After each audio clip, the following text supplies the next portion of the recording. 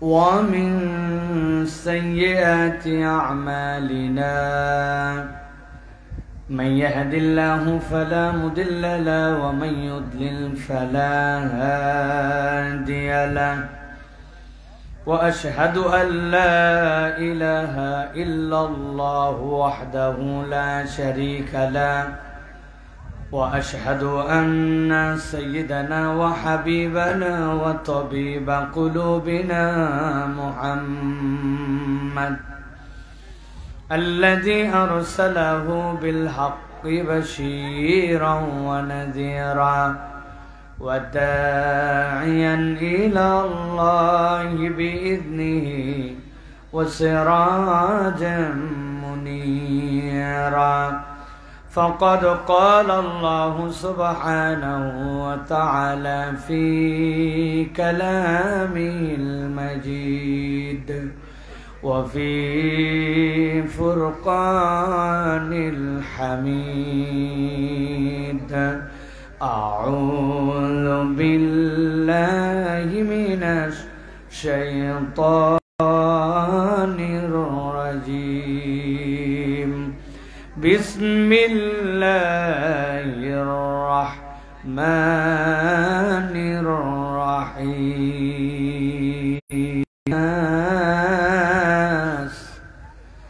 أيها الناس قد جاءتكم موعظة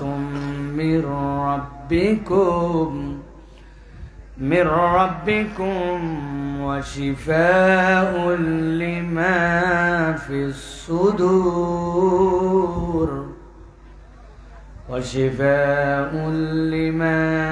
الصدور وهدى ورحمة للمؤمنين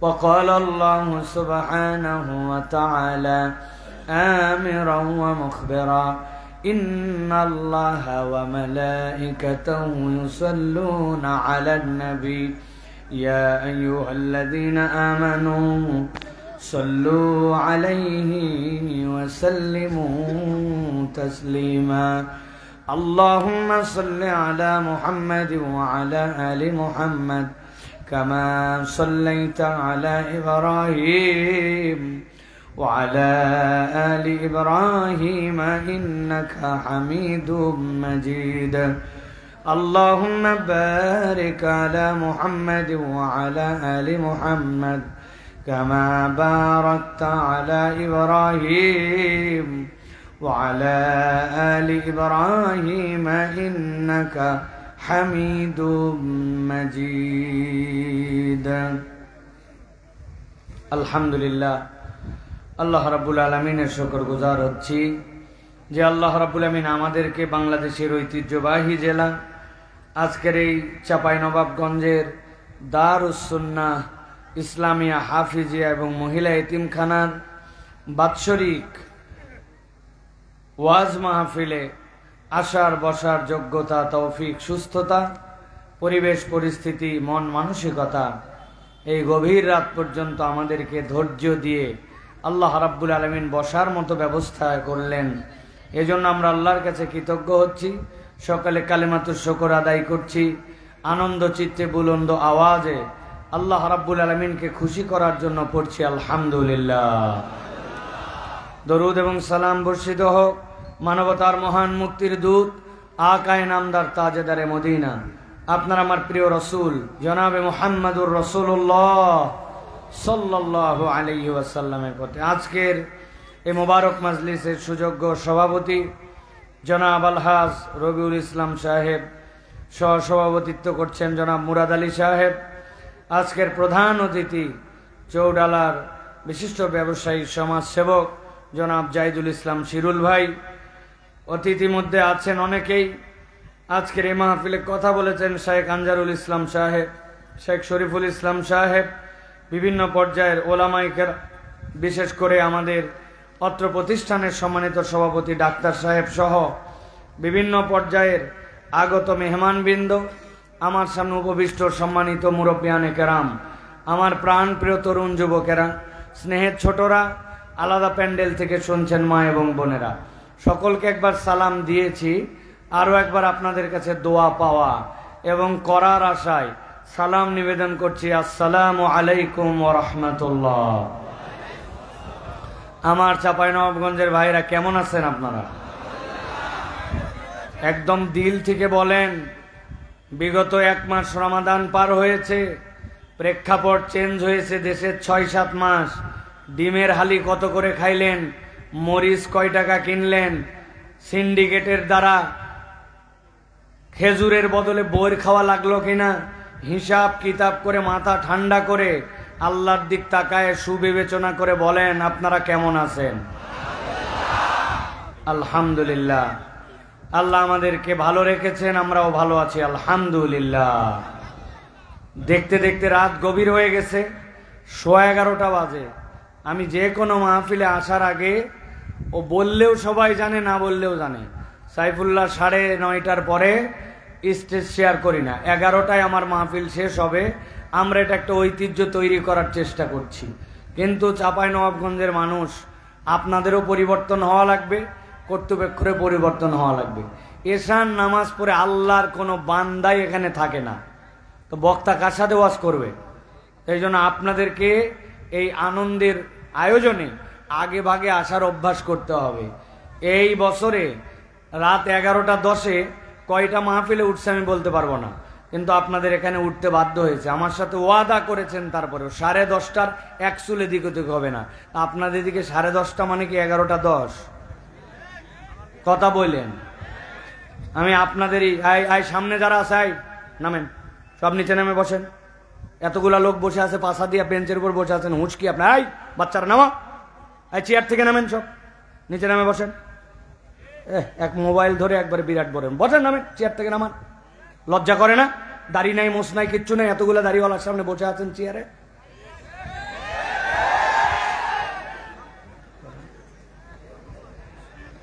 আপনারা যারা দাঁড়ায় আছেন ভিতরে আসেন, ভিতরে আসেন সবাই। আর যদি দাঁড়ায় শুনতে মন চায়, সমস্যা নাই। আমাদের সমস্যা আছে? কোনো সমস্যা নাই। এই মিডিয়ার কর্মীদেরও দরকার আছে, একটু বলছি বলে আবার উড়াই দিয়েন না। এদের দ্বারা ওয়াজ প্রচার হয় জন্য তো আপনারা আমাদেরকে চিনছেন, ঠিক কিনা? ওদের যতটুকু সমস্যা ছিল ওইটুকু সারাইছে। এত জোরে ঠিক বলে আবার দূরের থেকে আইছে, এদেরকে অপমান করেন না। মানুষকে অপমান করা আমাদের টার্গেট নয়, মানুষকে ভালোবাসা দিয়ে আপন করে নেওয়া আমাদের টার্গেট, ঠিক কিনা? প্রিয় ভাইয়েরা, এত রাত হওয়ার পরেও বহুত লোক এখন পর্যন্ত বাহিরে ঘোরাফেরা করতেছে। অনেকের কাছে আমার বক্তব্য ক্লিয়ার, মাহফিল শোনা ফরজ না, ওয়াজিব না। মাহফিল শোনা আপনার জন্য, না শুনলে গুনাহ হবে এরকমও না। কিন্তু আপনি বাড়িতে বলে আসছেন, আম্মা ওয়াজে যাচ্ছি, আব্বা মাহফিলে যাচ্ছি, আসার পরে 4-5 বন্ধু মিলে আলির দিকে মাঠের মধ্যে নেমে যে বিড়ি টানতেছে। এখন পর্যন্ত ওই পাঁপড়ের দোকানে, এখন পর্যন্ত চটপটির দোকানে চটপটি খাচ্ছে। চাঁপাইনবাবগঞ্জের লোককে অপমান করেন না। এখানকার লোক যথেষ্ট সমৃদ্ধ। এরা কেইসা বেয়াক্কল, জীবনে কোনোদিন এরা পাঁপড় দেখে নাই, চটপটি দেখে নাই, 12 ভাজা দেখে নাই। ওরা এখন পর্যন্ত এই খাওয়া শেষ করে নাই, মাহফিলে আসতে পারে নাই। আমি দায়িত্বহীন কণ্ঠে বলতে চাই, মাহফিলের নাম দিয়ে যদি বাহিরে আসেন, তাহলে আপনাকে মাহফিলে আসতে হবে, অথবা আপনাকে ঘরে ফেরত যেতে হবে। আপনি মাহফিলের নাম দিয়েছে বাইরে ঘোরাফেরা করবেন না, ঠিক কিনা? ফাজলামির একটা সীমা থাকতে হবে। রাস্তাঘাটে আপনারা আড্ডা বহুত মারছেন, হয় বাড়ি চলে যাবেন, না হয় মাহফিলে আসবেন, কিন্তু ধোঁকাবাজি করা যাবে না। কথা বলেন, আপনারা কি আমার সাথে একমত? আপনারা কি একমত? আপনারা গেছেন বিয়ে খাতে 2 বাস, কয় বাস? 2 বাস যাওয়ার পরে চমৎকার করে খাইতে বসাইছে। লোকজন মেয়ে পক্ষের খুঁজতেছে, বর কই? বলছে বরের আজকে জ্বর আসেনি। এখন বরের জ্বর আসেনি যদি বলে, এই 2 বাস লোককে কে কি লাভে না ভাই? ব্যাককল কোথাকার, বর আসে না, তোমরা কি করতে আইছো? কয় আমরা খাইয়ে তুই পরে বিয়া হবে। মানবে? কথা নাই, বার্তা নেই, বর নাই। আমি বুঝাতে চাই, এই মাহফিলের জন্যই চটপটিওয়ালা আসছে, এই মাহফিলের জন্যই ওই দোকান আসছে, এই মাহফিলের জন্যই আপনার বাড়িতে আত্মীয় আসছে। এই মাহফিল বর আপনি সব করলেন কিন্তু মাহফিলে আসলেন না, আপনি কপাল পোড়া, আপনি মাহফিলকে মূল্যায়ন করতে পারেন নাই। আল্লাহ চাইলে আপনার এর জন্য পানিশমেন্ট হওয়া লাগবে, ঠিক কি না? প্রিয় ভাইয়েরা, আমি অল্প সময় আপনাদের কাছে কিছু কথা বলতে চাই, এই জন্য আগেই বলে দিতে চাই, দয়া করে সবাই যারা যারা এতক্ষণ পর্যন্ত ঘুরছেন, খুব ভালো কথা, এখন আল্লাহর ওয়াস্তে মাহফিলে আসেন, সংক্ষিপ্ত কিছু কথা আমরা শুনবো ইনশাআল্লাহ। আজকে তারিখ কত ভাই? ভালো করে বলেন, যারা বলেন নাই আরেকবার বলেন। এখন বাজে কত? 11:15। আর এই দিন শেষে কতক্ষণ আছে? 45 মিনিট নয়, 44 মিনিট। 12টা বাজলে 10 তারিখ, আমি 44 মিনিট কথা বলে শেষ করে দিব। যেই দিনের দাওয়াত ওই দিনে শেষ। আমি 9:30, আমি আসছি মাগরিবের নামাজের পরে, 9:30টায় উঠতে চাইছি, বলছে 2.5 ঘন্টা ওয়াজ করব, আমার একটু বেশি সময় লাগে, আপনারা আমারে দেন নাই। আমার কোনো সমস্যা নাই, আমি 44 মিনিট কথা বলবো, দিনের ওয়াজ দিনে শেষ করে চলে যাব ইনশাআল্লাহ। আপনারা মেহেরবানি করে এই কয়টা মুহূর্ত কথাগুলো গুরুত্বের সাথে শোনার চেষ্টা করেন। আল্লাহ রাব্বুল আমিন আমাদেরকে তৌফিক দান করেন। আমি আপনাদের কাছে জিজ্ঞাসা করতে চাই, বলেন তো ভাই, এই মাহফিলে আসলে লাভ আছে না নাই? জোরে বলতে হবে, লাভ আছে না নাই? যে লাভ আছে বললেন, এইটা কি বুঝে না না বুঝে? একজনকে জিজ্ঞাসা করব এখন, যে কোনো একজনকে ধরবো, আপনি বলছেন মাহফিলে আসলে লাভ আছে, আবার বলছেন বুঝে, কি বুঝছেন আপনি? আপনাকে ধরা হবে, 3টা কারণ বলা লাগবে। ওই 2-3 জন মাথা হালাই ফেলছে, ওরা বলবে হুজুর আমি কিন্তু বলি নাই। তার মানে আমাদের ধর্মীয় জ্ঞানগুলো আপসা আপসা, পণ্ডিতি করে মাহফিলে আসে না, ভাব মারে ঘুরে বেড়াই। ওরা যদি ঠাইসে ধরে নেয়, গোসলের ফরজ কয়টা বল, হয়তো পিকআপের ঠালায় বলে দিছে 3টা, এরপরে ঠাইসে ধরছেন 3টা, যে বলছিস কি কি বল, চিন্তা করছে যে শুট আর যে বুট আর যে জিন্সের গেঞ্জি আর যে চুলের কাট, এখন তো ইজ্জত থাকে না, একটা তো কিছু বলাই দরকার। বলছে জানাই আছে 3টা, বলছে জানা তো আছে, কি জানা আছে বল? বলতেছে লুঙ্গি, বদনা, গামছা। এরকম প্লেয়ার আছে কিনা ভাই? আবার যারা হাসলো খুব জোরে জোরে, এর মধ্যে এরকম লোকও আছে, উনি 40 বছর 50 বছর নামাজ পড়ে, সানার অর্থ বলতে পারে না, দুআই কুনুত জানে না, দুআই কুনুতের জায়গায় সুবহানাল্লাহ সুবহানাল্লাহ বলে পার করে। আছে কিনা ভাই? জানাজার নামাজে খুব জায়গায় দাঁড়ায়, কিন্তু জানাজার নামাজের দোয়াও জানে না, দোয়া করেও না, ওই জায়গায় চুপ করে থাকে আর মিশাই মুখ নড়ায়, মানুষ মনে করছে ফাটায় ফেলতেছে। এরকম প্লেয়ার আছে কিনা? একটু কথা বলেন আপনারা, আছে কিনা? কিন্তু এই মানুষের কাছে দিনের কোনো গুরুত্ব নাই। ওই লোককেই জিজ্ঞাসা করবেন, বাবা আইপিএল এর দল কয়টা? লাভ দে উঠ, বাংলাদেশের সবচেয়ে বেস্ট প্লেয়ারের নাম কি? লাভ দে উঠবে। বলবেন সবচেয়ে পৃথিবীর সেরা 11টা প্লেয়ার মিলে তুই একটা ক্রিকেট দল বানা, সাথে সাথে বলবো জাক নেন নাক নেন, আপনারা সবাক বাদ দিতে পারেন, কিন্তু তামিম ইকবালেক বাদ দেওয়া যাবে না। এরকম প্লেয়ার আছে কিনা ভাই? দুনিয়া জানে, কিন্তু ইসলামের ব্যাপারে বেখবর। প্রিয় ভাইরা, আমি কাউকে আন্ডার এস্টিমেট করছি না, আমি বুঝানোর জন্য বলছি। তাহলে মাহফিলে আসলে লাভ আছে না নাই? কম না বেশি? কিন্তু বুঝে না না বুঝে? না বুঝে অনেকাংশেই জানি না। চলেন আমরা আগে বেসিকটা ঠিক করে নেই। আল্লাহ রাব্বুল আমিন বলছেন, দুনিয়ার মানুষ ভালো করে বোঝো, কোন মানুষ যদি কোরআনের কাছে আসে, ওই মানুষের যদি কোনো ফায়দা নাও হয়, আল্লাহ বলছেন কোরআনের দ্বারা একটা মানুষের কমসে কম তার জীবনে 4টা উপকার হয়। কয়টা? আল্লাহ রাব্বুল আমিন কোরআনে বলছেন, ইয়া আইয়ুহান নাস قد جاءتكم موعظة من ربكم وشفاء لما في الصدور। আল্লাহ রাব্বুল আমিন বলছেন, দুনিয়ার মানুষ, আমি তোমাদেরকে ডাক দিয়ে বলতে চাই, দুনিয়ার কোন মুসলমানকে আল্লাহ ডাক দেন নাই, মুমিনকে ডাক দেন নাই। আল্লাহ বলছেন, ইয়া আইয়ুহান নাস قد جاءتكم موعظة من ربكم وشفاء لما في الصدور وهدى ورحمة للمؤمنين।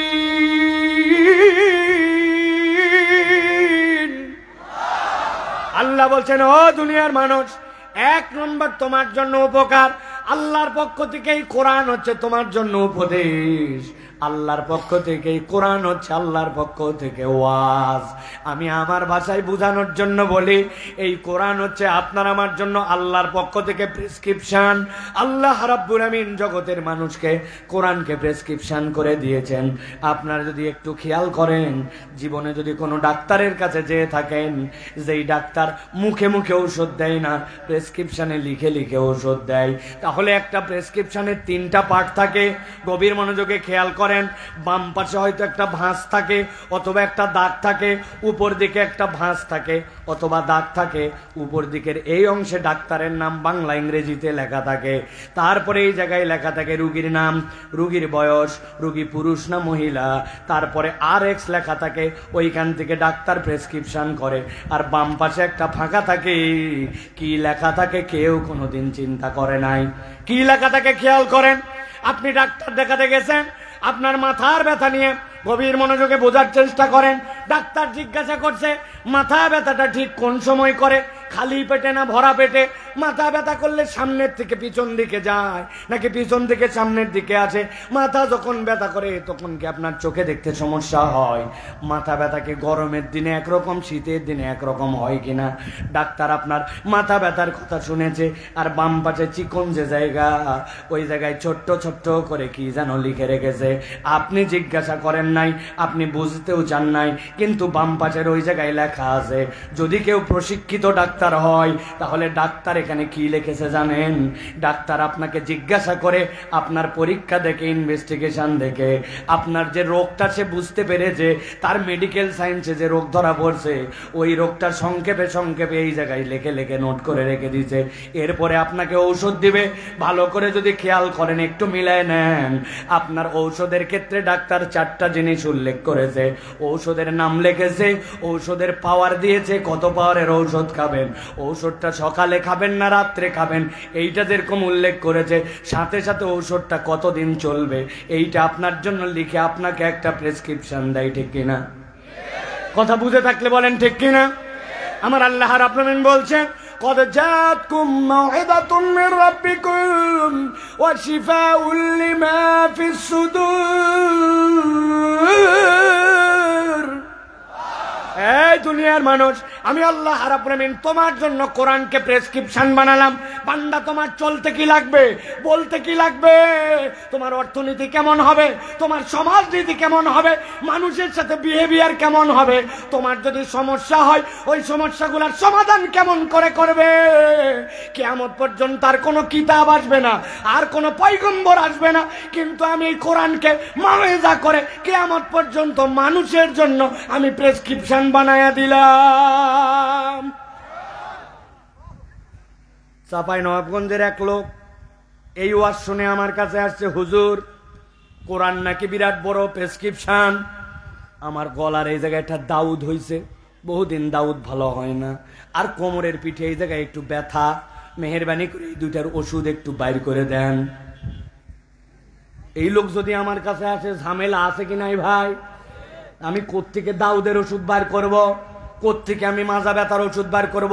তাহলে আপনি যে বললেন কোরআন কিয়ামত পর্যন্ত মানুষের জন্য প্রেসক্রিপশন, 2 কথা 2 রকম হলো, মেলানোর দরকার আছে কিনা? আপনারা কি কথা বুঝতেছেন? আপনারা কিন্তু চেয়ারম্যান সাহেব, সবাই মাটিতে বসা, আপনারা চেয়ারে বসা। যাওয়ার আগ দিয়ে নামগুলা লিস্ট করে নিবেন, গণহারে 2000 টাকা করে ধরবেন যারা চেয়ারে বসছে। ঠিক আছে না? ইজ্জত রাখা লাগবে, মিনিমাম 2000, কেউ জানি নামে না যেতে পারে, সবগুলা মুখ চিনে রাখেন। যেগুলা পিচ্ছি বসে আছো, আব্বা আম্মার থেকে ধরে নিয়ে আসবো কিন্তু টাকা, মনে রাখো। যাই হোক, মূল প্রসঙ্গে আসি। তাহলে কোরআনুল কারীম আপনার আমার জন্য চিকিৎসা বললাম, কিন্তু কোথায় আমার মাজা ব্যথার চিকিৎসা, কোথায় আমার চোখের চিকিৎসা? কোরআন থেকে গবেষণা করলে এটাও পাওয়া যেতে পারে, কিন্তু আল্লাহ বলছেন কোরআন তোমাদের জন্য প্রেসক্রিপশন। তবে সব জায়গায় কোরআন ট্রিটমেন্ট করবে না। কোরআনের ট্রিটমেন্টের একটা মৌলিক জায়গা আছে, যেই জায়গায় ট্রিটমেন্ট করলে একটা মানুষ আদর্শ মানুষ হয়ে যেতে পারে। কোন জায়গা সেটা? আল্লাহ রাব্বুল আমিন বলছেন, ওয়া শিফাউল লিমা ফিস সুদূর। নবী আমার বলছেন ইজা সলুহাত সলুহাল জাসাদু কুল্লু ওয়া ইজা ফাসাদাত ফাসাদাল জাসাদু কুল্লু আলা ওয়া হিয়াল কল। ও দুনিয়ার মানুষ, তুমি দেখতে কত সুন্দর, কত টাকাওয়ালা, দুনিয়ায় তোমার পজিশন কি, তোমার গায়ের রং কেমন, তোমার দুনিয়াতে স্ট্যাটাস কেমন, এইগুলো একটাও আল্লাহর কাছে কোনো ক্ষেত্রে মূল্যায়নের কারণ নাই। আল্লাহর কাছে মূল্যায়ন ইন্না আকরামাকুম ইনদাল্লাহি আতকাকুম। তুমি আল্লাহকে কতটুকু ভয় করো, তোমার অন্তরটা কতটুকু আল্লাহমুখী হয়ে তৈরি হয়েছে। আল্লাহ নবী বলছেন তোমার অন্তর ঠিক, তোমার সব ঠিক, তোমার অন্তর ঠিক নাই, তোমার কিছু ঠিক নাই। অতএব কোরআন যেটা ঠিক করে, এমন ভাবে মানুষের অন্তর ঠিক করে সে যেন জান্নাতের সার্টিফিকেট পায়। এই জন্য কোরআন বলতেছে কোরআন ছাড়া অন্তর ঠিক হয় না, আর অন্তর ঠিক না হলে বাহ্যিক কোনো কাজ দিয়া জান্নাতে যাওয়া যায় না। ঠিক না? বাংলাদেশে অনেক প্লেয়ার ছিল রাত্রেবেলা 70 রাকাত তাহাজ্জুদ ফাটাতো, ফজরের নামাজের পরে যাই নামাজ খুঁজতো, তবলিগের ময়দানে সকলের আগে আখেরি মোনাজাতে বসে থাকতো, ভোটের শুরুতেই শাহজালালের মাজারে যেয়ে আগেই দোয়া করে শিরিক করত। ছিল কিনা? ওই বেটিও তো মুসলমান নামদারি, কিন্তু ওই ইমান কি কাজ দিবে? এই জন্য আপনাকে আগে বুঝতে হবে, আপনাকে জান্নাতে যাওয়ার উপযুক্ত হলে কেউ সার্টিফিকেট দিতে পারে না, একমাত্র সার্টিফিকেট আপনাকে দিতে পারে কোরআন। আপনি কত লম্বা, এইটা আপনার কি ভাই জান্নাতে যাওয়ার জন্য কাজ দিবে? বাটু আপনি কাজ দিবে? আপনার চামড়ার রং ধবধবা সাদা কাজ দিবে? আপনি কালির মতো কালো, আপনার কি এইটা জান্নাতে যাওয়ার ক্ষেত্রে বাধা হবে? জীবনে বহুত লম্বা মানুষ দেখছি, আমি বহু জায়গায় গল্প করি, কিন্তু একটা মানুষ দেখছি জীবনে লম্বা কাকে বলে। একবার হজে গেছি, হজে যাওয়ার পরে আমি তওয়াফ করতেছি, তা আমার আব্বা আমাকে অনেক আগে 2004 সালে প্রথম হজে যখন গেছি তখন আমাকে নসিহত করছে, হজের ময়দানে ব্যাপক ভিড় হয়, এক মানুষ আরেক মানুষের সাথে ঘুতা লেগে যায়, পায়ের সাথে পায়ের টক্কর লেগে যায়, খবরদার ঘুতা লাগলে পিছন দিকে তাকাবা না। কেউ ইচ্ছা করে লাগায় না, কিন্তু তুমি পিছনে তাকানো মানে জবাবদিহিতা তলব করা। ওই লোক তখন মনের মধ্যে কষ্ট পাবে, অনিচ্ছায় লাগাইছে, কিন্তু তার দিকে আমি তাকালাম। আমি ওই ওয়াজ ফলো করে জীবনে যত হজ করছি কখনো পিছনে ডানে বামে তাকাই না, যতই গুতাগুতি লাগুক। কিন্তু ওইবারে যাওয়ার পরে দেখি এক লোক খালি আমার গালের মধ্যে গুতা লাগায়। সমস্যাটা হচ্ছে বাঙালি সব জায়গার ঘুতা সহ্য করতে পারে, 2 জায়গার ঘুতা সহ্য করতে পারে না। একটা হচ্ছে কেউ যদি গালে মারে তাহলে মুসিবত আছে, আর 2 নম্বর যদি গেডি ধরে তাহলে আর সহ্য করা যায় না, বলে তুই মারবি মার, আমার পাছায় মার, ঘাত ধরলি কেন? কথা ঠিক কিনা? সব জায়গার আঘাত সহ্য হতে পারে, গালের আঘাত কিন্তু সেন্সিটিভ। এখন আমি তো আপ করতেছি, ওই লোক খালি আমারে ঘুতায়। অনেকক্ষণ পরে চিন্তা করছি কিছু বলবো না, কিন্তু যেই লোক আমাকে এত ঘুতায় ওই লোকের অন্তত চেহারাটা দেখি। ডান দিকে ঘুরে তাকাইছি, তাকায় দেখি লোক নাই, কিন্তু আমাকে ঘুতায়। খানিকক্ষণ পরে খেয়াল করে দেখি লোক আছে, কিন্তু যেই লোক আমাকে ঘুতায় আমি তাকানোর পর ওর পেট দেখতে পাই, মুখ দেখতে পাই না। মাথা উঁচু করে দেখি আমার থেকে 2.5 হাত উঁচু। ওই লোক আসলে আমার ঘুতায় না, ওই লোকের তুলনায় আমি এত বাঁটু, ওই স্বাভাবিক হাঁটলে আমার এইসা লম্বা লম্বা। আরেকবার দেখে টিভির মধ্যে খেলা হচ্ছে, কি রে হেলমেটের ভিতর দিয়ে দেখি মাঝে মাঝে খালি আলো জ্বলে আর বন্ধ হয়। চিন্তা করলাম হেলমেটের ভিতর তারাবাতি কেমনে লাগালো।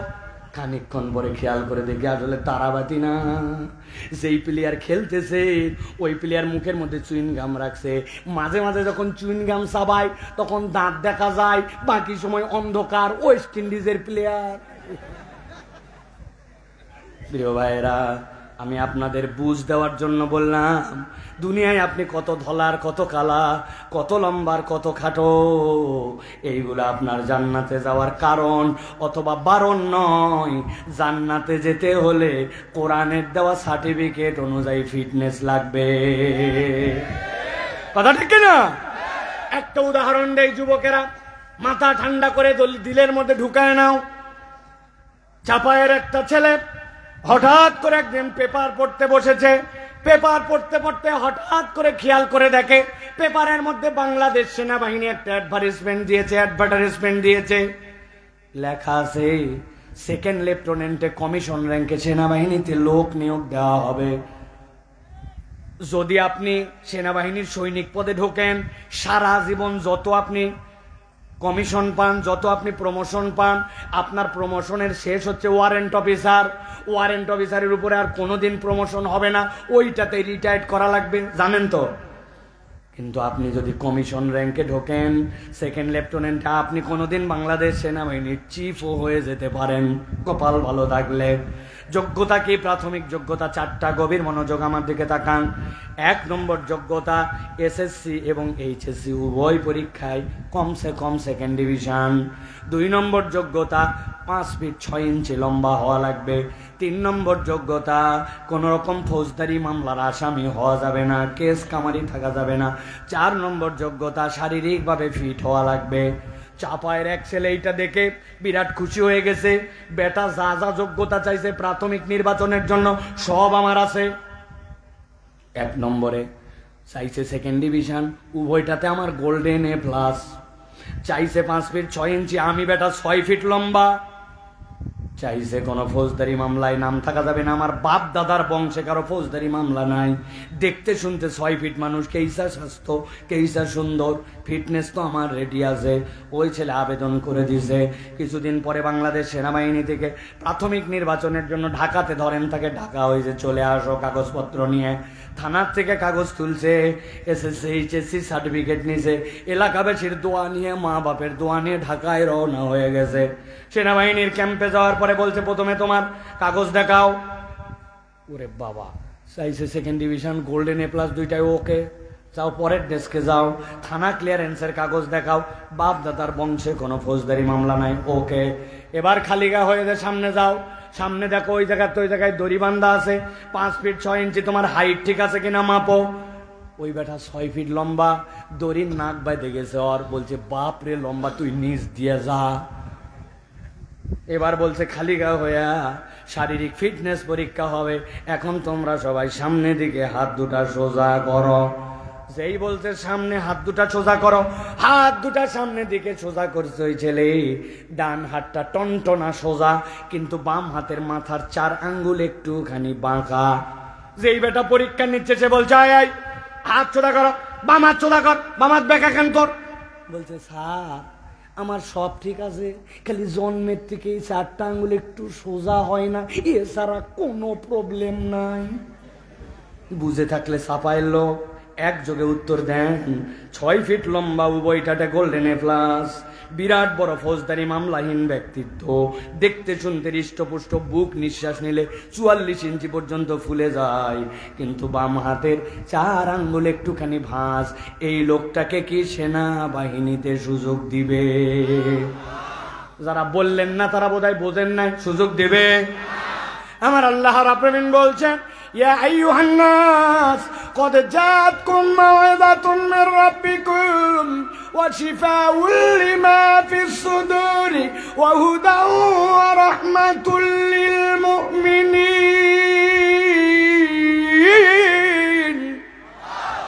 এই দুনিয়ার মানুষ, আমি আল্লাহ রাব্বুল আলামিন ডাক দিয়ে বললাম, এই কোরআন তোমার এমন প্রেসক্রিপশন, সব জায়গায় পরিবর্তন করবে না, করবে সব জায়গায় মৌলিক পরিবর্তন করবে, তোমাকে এমন নৈতিকতা সম্পন্ন মানুষ বানাবে, আদর্শিক মানুষ বানাবে, তোমার অন্তরকে বিশুদ্ধ বানাবে, তোমার আকীদাকে ঠিক করে দিবে। তোমার দুনিয়াতে টাকা কম থাকতে পারে, পাওয়ার কম থাকতে পারে, দেখতে অসুন্দর হতে পারো, আফ্রিকার গহীন কোন জঙ্গলে বাস করতে পারো, কিন্তু কোরআন তোমাকে এমন ফিটনেস দিবে আর কেউ দিতে পারে না। কোরআনের ফিটনেস দিয়ে জান্নাতে যাওয়া যায়, এছাড়া অন্য কোনো উপায় নাই। আল্লাহ বলছেন 3 নম্বর কি দিবে? 3 নম্বর হচ্ছে তোমার জন্য হুদা। সবাইকে একসাথে বলতে হবে, বললেই 30 সওয়াব। কোরআন হচ্ছে আপনার আমার জন্য কি? আরেকবার বলেন। পেছনের থেকে কোনো কথা বলে না, সামনের লোক খালি কথা বলে। ওনারা কি আমাদের সাথে না আলাদা? সাথে না আলাদা? বলেন না কেন আপনারা? কোরআনের নাম কি? হুদা, হুদা মানে পথ প্রদর্শক, হুদা মানে গাইডেন্স। কিন্তু বুঝানোর সহজের জন্য বলতেছি, হুদা মানে হচ্ছে আপনার জন্য আলো, যেই আলো আপনার ভিতর ইনস্টল হয়ে যায়। আপনারা যারা এখানে আছেন, আমি একটা এক্সাম্পল দিব। ছোট থেকে বড় সকলে কোনোদিন জীবনে যদি খেয়াল করে থাকেন তাহলে কথা বলবেন। আপনি কোনো একটা মহাসড়ক দিয়ে যাচ্ছেন, যাওয়ার পরে হঠাৎ করে ব্রিজের উপরে উঠেছেন, ডান পাশে বাম পাশে গোল গোল গোল গোল করে পুরাটা কলাম দিয়ে আটকায় দেওয়া, ডান থেকে বাম থেকে কেউ যেন নেমে না যায়, পড়ে না যায়, এরকম করে আপনারা ছোট ছোট খুঁটি দিয়া ব্রিজের পাশ দিয়ে ব্রিজে ওঠার আগ দিয়ে রাস্তা বাউন্ডারি দেওয়া থাকে, দেখছেন? ওই রাস্তার যে ব্রিজের খুঁটি দেখবেন, ওই খুঁটির গায়ের মধ্যে লাল কালারের, হলুদ কালারের, সাদা কালারের অনেক সময় কি যেন লাগানো থাকে।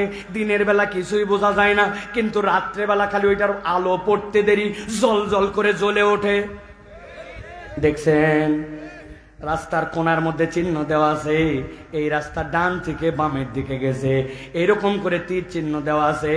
রাস্তার আগে লেখা আছে সামনে বাজার, আসতে চলান, সামনে স্কুল, সামনে স্পিড ব্রেকার, সাইনবোর্ড দেওয়া আছে, এরকম দেখেছেন আপনারা? দিনের বেলা কিছুই দেখা যায় না, রাত্রেবেলা আপনার মোটর সাইকেলের হেডলাইট পড়লে, গাড়ির আলো পড়লে আগুনের মতো জল জল করে জ্বলে ওঠে। এইটা কি কখনো খেয়াল করেছে? ভালো করে মাথার মধ্যে ঢুকাই নেন আর বোঝার চেষ্টা করেন, ওই যেটা আপনার জল জল করে জ্বলে উঠলো, ওর ভিতরে কি আলো আছে? ওইটা রিফ্লেক্টর স্টিকার, আপনার আলো পড়লে ওইটা জ্বলে উঠবে। আল্লাহ বলছেন কোরআন হচ্ছে তোমার জন্য হুদা। একবার যদি হৃদয় ইনস্টল করে নাও, কত দূর পর্যন্ত যেতে হবে, কি তুমি দেখতে পারবা, কোন জায়গায় যায় তোমার চোখ নিচু হয়ে যাবে, তোমার কান কোন পর্যন্ত ব্যবহার হবে, জমির আল কোন পর্যন্ত কাটবা, কোন পুরুষের সাথে কথা বলবা, কোন পুরুষের সাথে কথা বলবা না, তোমার মোবাইল ব্যবহারের ক্ষেত্রে তোমার চোখ কোন জায়গায় যায় বন্ধ হয়ে যাবে, কোন জায়গায় খুলবে। তুমি যদি কোরআনকে হুদা হিসেবে নিয়ে নাও, ও জল জল করে তোমাকে গাইড করবে। আল্লাহ বলছেন কোরআন হচ্ছে তোমার জীবনে এই রকম আলো। সুবহানাল্লাহ। 4 নম্বরে কোরআন হচ্ছে রাহমাতুল লিল মুমিনিন। আল্লাহ বলছেন এটা হচ্ছে ইমানদারদের জন্য রহমত, ইমানদার জন্য দয়া। এই কোরআন দুনিয়ায় মুসলমানদের জন্য রহমত, কবরে রহমত, হাসরে রহমত। আমার নবী বলছেন কোরআন কিয়ামতের দিন আল্লাহর পক্ষ থেকে অর্ডার পেয়ে যাবে, ওয়াল কোরআন ইয়াশফান, মানুষের জন্য সুপারিশ করবে, আল্লাহর সাথে ঝগড়া লাগায় দিবে। আল্লাহ, এই কোরআনওয়ালারা রাত জেগে জেগে তেলাওয়াত করেছিল, নামাজে পড়েছিল, আমাকে মহাব্বত করেছিল, আমার আইন যেন জমিনে বাস্তবায়ন হয়, তার পক্ষে ওই বান্দা সরব ছিল, সংগ্রামী ছিল। আজকের দিনে বিপদে পড়ছে, গুনাহ বেশি, আমি তাকে জাহান্নামে যেতে দিব না। কোরআন আল্লাহর সাথে ঝগড়া করে, আল্লাহর দেওয়া পাওয়ার নিয়ে শাফাত করে ওই মুসলমানদেরকে জান্নাতে নিবে। তাহলে এই কোরআন আপনার জন্য রহমত, আমার জন্য রহমত। এই কোরআন হচ্ছে আলো, এই কোরআন হচ্ছে জান্নাতে যাওয়ার ফিটনেস সার্টিফিকেট, আর এই কোরআন হচ্ছে কিয়ামত পর্যন্ত মানুষের জন্য আল্লাহর পক্ষ থেকে প্রেসক্রিপশন। এবার একসাথে উত্তর দিবেন, এই কোরআন শুনলে লাভ আছে না নাই? কম না বেশি? বুঝে না না বুঝে? কিছুটা হলেও আমরা এখন বুঝতে পেরেছি যে কোরআন আমাদের জীবনে দরকার, ঠিক না? অতএব প্রিয় ভাইরা, আমরা যদি এই বুঝটা আমাদের মাথার মধ্যে নেই আর কোরআনুল কারীম যদি আমরা শুনি, তাহলে এই কোরআন আমাদেরকে বেনিফিট দিবে, ঠিক কিনা? যারা আমার কথা এই মাঠে সরাসরি প্রথম শুনছেন, তারা অনেকেই ভাবতেছেন আলহামদুলিল্লাহ সাইফুল্লাহ ভাই তো ওয়াজ শুরু করে দিয়েছে, তাই না ভাই? আমি আমার ভাষায় বলি, আমি কিন্তু এখনো ওয়াজ শুরু করি নাই। এতক্ষণ তাহলে হলো কি জিজ্ঞাসা আছে না? আমি আমার ভাষায় বলি, এতক্ষণ একটু আল বানলাম। আল আল বান্দা বোঝেন? আপনারা যে আম গাছের নিচে থালা বাঁধেন, আমাদের এলাকায় থালা বলে, আপনারা কি বলেন? হ্যাঁ, আচ্ছা, মানে পানি যেন চলে না যায় এই জন্য সুন্দর করে আপনারা বেঁধে দেন, তাই না ভাই? এখন কোন জমিতে যদি আইল না থাকে, পানি থাকবে ভাই? অনেক টাউট আছে, দেখবেন একজন জমি সেচ দিছে, ও বুদ্ধি করে আইলের নিচ দিয়ে কোদাল মারে আবার আইল জায়গা মতো রাখছে। এখন ইনার পানির প্রেসারে ওই জায়গা গেছে ভাঙ্গে। ওই লোক তো মনে করছে আমার জমি পানি ফুল, আইসে দেখে পানি নাই, ওক ধরেছে, রাই আল কাটছিস কেন বলে, বললেই হবে নাকি, ধসে গেছে। আসলে কিন্তু কোদাল মারে জায়গা মতো ও হালকা করে রাখছে। এরকম কিছু টাউট লোক থাকে এলাকায়, আছে না ভাই? প্রিয় ভাইয়েরা, এখন আমার বক্তব্য হচ্ছে, আল যদি না থাকে, জমির পানি যদি না থাকে, তো আপনার আমার ওয়াজের আল যদি না থাকে, তো এই ওয়াজ আপনাকে আমাকে বেনিফিট দিবে কিভাবে? আমাদের অধিকাংশ জিজ্ঞাসা, এত মাহফিল, এত ওয়াজ, যাই কই হুজুর, কোনো পরিবর্তন নাই, হাজারে হাজার বক্তা, লাখে লাখে শ্রোতা, কিন্তু আমাদের চেঞ্জ নাই, বলে কিনা? আমি বলি, আল না থাকলে চেঞ্জ হবে না। এই জন্য আপনাদের কেন ওয়াজ শুনতে আসছেন, এই বোধের জায়গা জাগ্রত করার জন্য আমি একটু আল দিলাম। এখন যদি বলেন হুজুর একটু ওয়াজ করেন, তাহলে ওই আইলের ভিতরে আমরা একটুখানি চাষাবাদ করতে চাই। আছেন আপনারা ভাই? শুনতে রাজি আছেন আপনারা? সবাই রাজি আছেন আপনারা? তবে সবার রাজি থাকার দরকার নাই, কেননা আজকে সবার জন্য ওয়াজ হবে না। যাদের বয়স 40-এর উপরে, আপনাদের জন্য গণছুটি ঘোষণা করা হলো, আপনারা বাড়ির যান মুরব্বীরা, আপনাদের ওয়াজ আজকে হবে না। আজকে ওয়াজ হবে শুধুমাত্র ইয়াংদের জন্য ইনশাআল্লাহ। তবে মুরব্বীরা বাড়িতে যায় লাভ নাই, কেননা সব আমার চাচি আম্মারা ভাবিরা সব চলে আসছে, বাড়ির চাবি উনাদের কাছে, আপনাকে যায় খলায় বসে থাকা লাগবে, ঠিক না ভাই? তার থেকে ভালো এখানে বসে থাকাই ভালো। তাহলে আপনারা কিছু কথা শুনতে রাজি আছেন ইনশাআল্লাহ? সবাই কারা কারা রাজি আছেন দুই হাত উঁচু করেন। তকবীর দেওয়া লাগবে না, থামেন থামেন, তকবীর দেওয়া লাগবে না, তকবীর দেওয়া লাগবে না, হাত নামান, হাত নামান। আগে আপনারা সিদ্ধান্তে আসেন আমার সাথে, যে আপনাদের হাতের মোবাইলে যদি ডিস্টার্ব না থাকে, গিরিজে যদি প্রবলেম না থাকে, আর হাত তোলার মানে যদি সোজা করে হয়, হাত তোলার মানে এরকম এরকম এরকম যদি না হয়, হাত সোজা করা মানে যদি এরকম হয়, তাহলে একসাথে সকলে এই সোজা করে হাত তুলবেন, আর হাত তোলার পরে ডানে বামে তাকায় দেখবেন কারা কারা হাতটা তুলতে পারে নাই। রাজি আছেন সবাই? সবাই রাজি? প্রবলেম যদি থাকে ভিন্ন কথা ভাই। অনেক সব দরজায় খুলতে লাগলে যে শব্দ হয় না এরকম না, কিছু দরজা আছে দেখবেন খুলতে লাগলে খুব শব্দ হয়, মোবাইল নাই, কে কে দরজা লাগালে এলাকার লোক সবাই জানতে পারে, আছে না?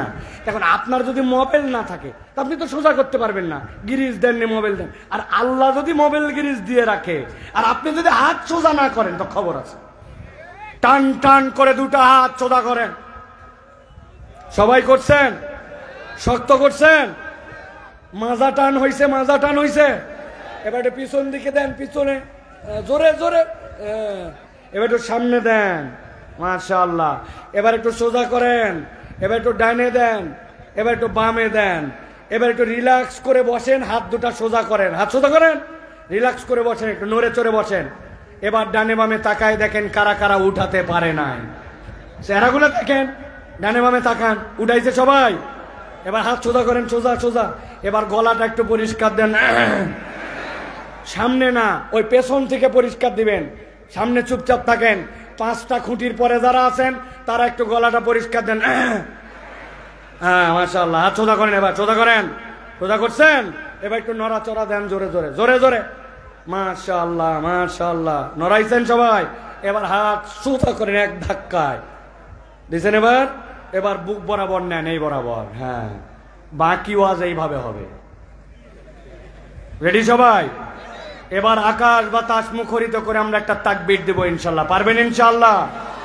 যারা হাজার বলার পরেও জোরে তাকবীর দিতে পারবেন না, তারা বলেন আল্লাহুম্মা আমিন। ভুল করে বলছেন না ভাই? আচ্ছা, এবার যারা দিতে পারবেন হিম্মত করে একটা তাকবীর, জীবনে কোনোদিনও এই মাঠে সহ আপনার লাইফে এই রকম বলিষ্ঠ কণ্ঠে তাকবীর দেন নাই, এরকম একটা তাকবীর দিতে যারা রাজি, তারা বলেন আল্লাহুম্মা আমিন। ওই যে পেছনে 4 ভাই এরকম করে আছেন কেন? আপনার না এরকম করে থাকার কথা, পেস্ট কালারের জামা দেখতে পাচ্ছি কিন্তু আমি, একজন পাঞ্জাবি, 3 জন গেঞ্জি, একজন টি শার্ট। রেডি হয়েছেন সবাই? রেডি আছেন? এই জার্সিওয়ালা হাত এরকম করে থাকার কথা। রেডি হয়েছেন সব? রেডি? এবার আকাশ বাতাস মুখরিত করে আমরা একটা তাকবীর দিতে চাই। রেডি আছেন সবাই? রেডি সবাই? আল্লাহু আকবার বলে উপর দিকে মারবেন, মারার পরে আবার হাত নামায় নেবেন। রেডি সবাই? ইনশাআল্লাহ দেখি কিরকম একটা তাকবীর হয়। লিল্লাহে তাকবীর, লিল্লাহে তাকবীর, আল কোরআনের আলো, আল হাদিসের আলো, আল হাদিসের আলো, তোমার নেতা আমার নেতা, তোমার নেতা আমার নেতা, আলেম ওলামা যেখানে, আল্লাহর আইন যেখানে, লিল্লাহে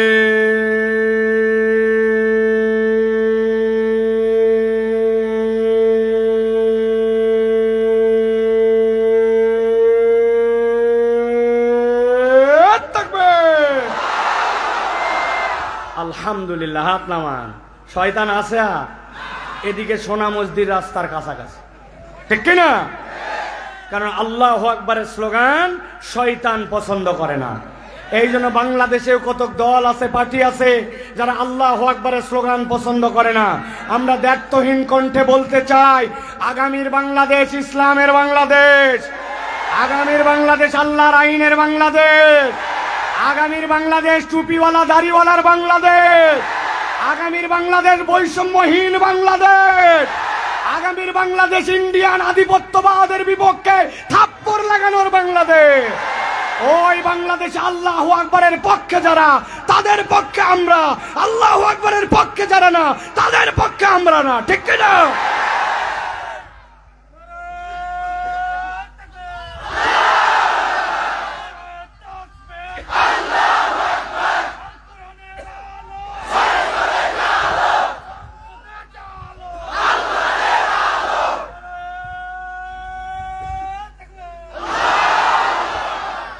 আলহামদুলিল্লাহ বলেন। কিছু মানুষকে শয়তান বুঝাইছিল, রাত গভীর হয়ে গেছে, অনেকক্ষণ শুনেছি ওয়াজ, এখন বাড়ির চল। ওই শয়তান আর নাই, ঠিক কিনা? এখন অন্তত আরো 1 ঘন্টার চার্জ হয়ে গেছে, ঠিক কিনা ভাই? আমাদের কোনো শক্তি নাই, কিন্তু ইমানদাররা শক্তি দিয়ে কখনো পৃথিবীতে যেতে নাই। ইমানদার জিতেছে ইমানের বল দিয়ে আর আল্লাহু আকবারের ধ্বনি দিয়ে, ঠিক কিনা? ওই বদর থেকে ইয়ারমুক, পুরা প্রান্ত থেকে প্রান্ত ইসলাম বিজয়ী হয়েছে। আজকে গাজার মুসলমানকে তোমরা মারো, কিন্তু আমরা তোমাদেরকে দায়িত্বহীন কণ্ঠে বলতে চাই, যতই মারো আমাদেরকে মিটায় দিতে পারবা না। আমাদেরকে মারবা, এই রক্তের প্রতিটা ফোঁটা থেকে এক একটা বিপ্লবীর জন্মগ্রহণ করবে। সেই দিন আমাদের সামনে আসবে, যেই দিন তোমরা গাছের পিছনে যে আড়ালে দাঁড়াবা, গাছ বলবে রেহাই নাই, আমার পিছনে ইহুদির বাচ্চা লুকায় আছে, একটা একটা করে খতম করা হবে। ওই শতাব্দী, এই শতাব্দী ইসলামের বিজয়ের শতাব্দী ইনশাআল্লাহ। আগামী 12ই মার্চ মার্চ ফর গাজা অনুষ্ঠিত হবে ঢাকায় ইনশাআল্লাহ। এই প্রোগ্রামের ধারাবাহিকতায় আগামী 12ই মার্চ 3টার সময় যারা ঢাকাতে যেতে পারবেন পুরা বাংলাদেশের 5 কোটি মানুষ রাস্তায় নেমে আসবে। আপনার বাচ্চা কাচ্চা সবাইকে নিয়ে, ফিলিস্তিনের পতাকা, বাংলাদেশের পতাকা নিয়ে কিচ্ছু করতে পারি নাই। আমার বাড়ির সামনে থেকে কেন্দ্রীয় মসজিদ, শহীদ মিনার, এই পর্যন্ত আমি মার্চে নেমে আসছি। লিল্লাহে তাকবীর, আল্লাহু আকবার, ফিলিস্তিন ফিলিস্তিন, জিন্দাবাদ জিন্দাবাদ, গাজাবাসী তোমাদেরকে আমরা ভুলি নাই। এই স্লোগানে আগামী 12ই মার্চ শনিবার দুপুরবেলা পুরা বাংলাদেশে পৃথিবীর ইতিহাসে সবচেয়ে বড় গণসমাবেশ অনুষ্ঠিত হবে ইনশাআল্লাহ। আপনারা শরীক হবেন তো ইনশাআল্লাহ? মিজানুর রহমান আজহারি ভাই, শায়েখ আহমদুল্লাহ, আল্লামা মামুনুল হক, আমার দেশের সম্পাদক, আমাদের সম্মানিত মাহমুদুল হাসান সাহেব সহ বাংলাদেশের সকল ক্রিকেটার, সকল ঘরানার আলেম ওলামা সকলে আগামী 12 এপ্রিল শনিবার ইনশাআল্লাহ এই গণজমাবে যে যার জেলা থেকে, থানা থেকে, পাড়া থেকে, মহল্লা থেকে, বাচ্চা কাচ্চা সকলে, আমরা গাজাবাসীর জন্য কিচ্ছু করতে পারি নাই, কিন্তু তাদের সমর্থনে আমি রাস্তায় নেমে এসেছি। আল্লাহকে দেখাইছি, আল্লাহ এইটুকুই আমার সামর্থ্য ছিল, আমি শরীক হয়েছি, পারবো ইনশাআল্লাহ। তারিখ কত, বার কি, সময় কখন? কোনো কারো আহ্বান নাই, কোনো কারো ব্যানার নাই। আমরা আমাদের দাবিতে পাড়া থেকে, মহল্লা থেকে, মসজিদ থেকে, ইমাম মুয়াজ্জিনের নেতৃত্বে বা জোহর থেকে আমরা পুরা দেশে বের হব ইনশাআল্লাহ। রাজি আছেন আপনারা? নাকি ওই দিন দুপুরবেলা ঘুমায় যাবেন? অনেক রোদ, হালকা বৃষ্টি, শরীর খারাপ, যাইয়ে কি হবে এরকম শয়তান বুঝ কিন্তু দিবে, ঠিক কিনা? কিছু না হলেও আমার যতটুকু করার আমি আমার দায়িত্ব থেকে আসছি ভাই, এমন কিছু হবে না আমি জানি। ওরা যে বদমাইশ, আমার এই দাবি ওই পর্যন্ত না পৌঁছাক, কিন্তু আল্লাহর কাছে আমার দাবিটা পৌঁছাবো ইনশাআল্লাহ। চলেন আর দেরি না করে আমরা তাহলে এখন মূল আলোচনার মধ্যে একটু প্রবেশ করি। সময় একবারে সংকীর্ণ, কেউ অলসতা না করে সকলে সমস্বরে আমার সাথে আজকে তাফসিরে প্রবেশ করব। কণ্ঠ ছেড়ে দিয়ে সকলে পড়েন বিতাড়িত শয়তান থেকে আশ্রয় প্রার্থনার নিয়তে, ছেলে মেয়ে আবাল বৃদ্ধ বনিতা সকলে একসাথে পড়েন। আউযু বিল্লাহি মিনাশ শাইতানির রাজিম, বিসমিল্লাহির রাহমানির রাহিম। واتل عليهم نبأ الذي آتيناه آياتنا فانسلخ منها فأتبعه الشيطان فكان من الغاوين। ঠান্ডা মাথায় গভীর মনোযোগে বোঝেন। আল্লাহ রাব্বুল আলামিন নবীজিকে বলছেন, ও আমার হাবিব, আপনার প্রতি দায়িত্ব দেওয়া হলো ওয়াতলু আলাইহিম, আপনি আপনার উম্মতের কাছে এই বার্তাটা তেলাওয়াত করেন। কোন পর্যন্ত? কিয়ামত পর্যন্ত অনাগত উম্মতের জন্য এই বার্তাটা আপনি জানায় দেন, তেলাওয়াত করে জানান। কি জানাবেন? আল্লাহ বলছেন, নাবা, এমন একটা সংবাদ, আল্লাযী, যাকে আতাইনাহু, আমার পক্ষ থেকে তাকে দেওয়া হয়েছিল, আয়াতিনা, আমার স্পষ্ট নিদর্শন। আব্দুল্লাহ ইবনে মাসউদ বলছেন, আল্লাহ এখানে কার কথা বলতে বলেছেন? আব্দুল্লাহ ইবনে মাসউদ বলছেন, আল্লাহ রাব্বুল আলামিন মূলত এই জায়গায় ফিরআউনের কওমের একজন লোক, তার নাম ছিল বালআম ইবনে আবার, তার কথা বলতে বলেছেন। হযরতে ইবনে আমর বলতেছেন, আল্লাহ মূলত এর কাছে উমাইয়া ইবনে আবি সালতের কথা বলতে বলেছেন। ইমাম ইবনে কাসির রহমাতুল্লাহি আলাই তার তাফসিরের মধ্যে লিখছেন, আল্লাহ এই জায়গায় এমন কতকগুলা দোষণীয় অভ্যাসের কথা বলেছেন, ওইটা আল্লাহ ব্যক্তির ক্ষেত্রে বললেও কিয়ামত পর্যন্ত যার ভিতরে এইটা পাওয়া যাবে, আল্লাহ মূলত তার ব্যাপারে কথা বলেছেন। হযরত আব্দুল্লাহ ইবনে হযরত মাসউদ বলতেছেন, আল্লাহ কেন এই জায়গাতে হযরতে বালআম ইবনে আবারের কথা কেন বলতে বললেন? বালআম ইবনে আবার ফেরাউনের কওমের এমন একজন লোক ছিল, যার আল্লাহর কাছে কোনো বিষয় হাত তুলতে দেরি, কবুল হতে দেরি হতো না। ওই লোকের কাছে একবার ফেরাউনের লোকেরা গেল, যাওয়ার পরে বলল, আপনার কাছে আমরা একটা দোয়ার প্রস্তাব নিয়ে আসছি। কি দোয়া? বলে, আমাদের কওমের মধ্যে এমন একজন লোক আসছে, আমাদের কওমকে বিভক্ত করে দিচ্ছে, ফেরাউনের সাথে গন্ডগোল বাঁধাইছে, আপনি তার বিপক্ষে একটু বদদোয়া করবেন, সে যেন ধ্বংস হয়ে যায়। বলে, লোকের নাম কি? বলে, মুসা। বলে, মুসার ব্যাপারে তো আমিও কিছু কথা শুনছি, কি শুনেছো? বলছে, মুসা তো একটা ব্যতিক্রম মানুষ, সে যখন তার ডান হাত বগলের নিচে দেয়, দেওয়ার পরে যখন বের করে রাত্রেবেলা হাত দিয়ে এমন আলো বের হয়, সূর্যের মতো প্রখর, কিন্তু তার হাত পড়ে না। আবার যখন হাত বগলের নিচে নেয়, সাথে সাথে আলো বন্ধ হয়ে যায়। মুসার ব্যাপারে শুনেছি, এক পাল মেষ নিয়ে মাঠের মধ্যে চড়াতে যায়, যাওয়ার পরে ঘুমায় যায়, কিন্তু হাতের যে লাঠিটা মাটির মধ্যে গেড়ে দেয়, দিয়ে ঘুমায় থাকে। তার কোনো একটা মেষ যদি দুষ্টামি করে পালের থেকে বের হয়ে অন্যদিকে দৌড় দেয়, ওই লাঠি একাই জেগে যায়, যে ওই মেষকে পিটায়া পালের মধ্যে ঢুকায় আবার নিজেই সেই জায়গায় এসে দাঁড়ায় যায়। যেই লোক ঘুমানোর পরেও তার লাঠি কাজ করে, যেই লোক হাত বের করলে তার আলো বের হয়, ওই লোক তো জাদুকর হতে পারে না, হতে পারে সত্য লোক, অতএব তার নামে আমি বদদোয়া করতে পারবো না। সাথে সাথে বালাম ইবনে আবারের কাছে ফেরাউনের লোকজন 2 নম্বর টোপ দিয়ে দিল, বলল, শোনো, তোমার ওয়াজ শোনার জন্য আমরা আসি নাই। এগুলা ঘটনা যে মুসার ঘটে গেলে আমরাও জানি, কিন্তু তোমার কাছে আসছি, তোমারও স্বার্থে। কি স্বার্থ? বলে, তোমার কাছে আসছি তোমার দোয়া কবুল হয়, কিন্তু এরকম আরেকটা লোক যদি রেডি হয়, তাহলে তোমার যে প্রভাব প্রতিপত্তি, তোমার যে খানকা শরীফে তোমার যে হাদিয়া তোফা, তোমার কাছে আর লোক আসবে না মিয়া, ওর কাছেও যাবে। অতএব বদদোয়া করে ধ্বংস করে দিতে পারলে তুমি একাই হিরো, এখন বুঝো তোমার ভালো না কোনটা, যদি মন চায় দোয়া করো। সে সত্য জানার পরেও আল্লাহর কাছে হাত তুলে বলল, আল্লাহ মূসাকে তুমি ধ্বংস করে দাও। সাথে সাথে বালামের প্রতি ওহী আসলো, আহাদা বালামের প্রতি আল্লাহর পক্ষ থেকে ইলহাম আসলো। আল্লাহ তাকে জানাই দিলেন, তুমি সত্য জানার পরেও, হক প্রকাশিত হওয়ার পরেও ইচ্ছা করে আল্লাহর আয়াত অস্বীকার করলে, এই জন্য আজকের থেকে যতদিন বেঁচে থাকবে তোমার আর কোনো দোয়া কবুল করা হবে না। আল্লাহ এই নিয়ামত থেকে তোমাকে মাহরুম করে দিলেন। আমি আপনাদের কাছে জিজ্ঞাসা করব, টন টন করে উত্তর দেন, সময় সংক্ষেপ। আপনার আমার সমাজে এরকম লোক আছে কিনা যেই লোক আল্লাহর আয়াত জানে, আল্লাহর হুকুম জানে, কোনটা আল্লাহর বিধান ওইটা তার কাছে ক্লিয়ার থাকার পরেও সে আল্লাহর হুকুমের পায়বন্দি করে না, অনুসরণ করে না, আল্লাহর হুকুম জানার পরেও ইচ্ছা করে অমান্য করে, এরকম লোক আছে না নাই?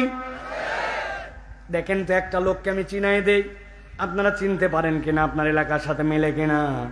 ঈদের আগে রমজানের 27 তারিখ চাঁপাইনবাবগঞ্জে ঢাকার থেকে ফিরবে, অফিস ছুটি হয়েছে, আসছে গাবতলী, বাসে সিট নাই, কোন রকম একটা চাপাইগামী বাসের সিটের নাই, কিন্তু তারপরে উঠে পড়ছে ভিতরে, উঠে দেখে পা ফেলার জায়গা নাই, মধ্যে দাঁড়াইছে, মধ্যের রডটা ধরে ডান দিক ফিরতে পারে না, বাম দিক ফিরতে পারে না, কিন্তু ঈদ বলে কথা, তারপরে বাড়িতে আসা লাগবে।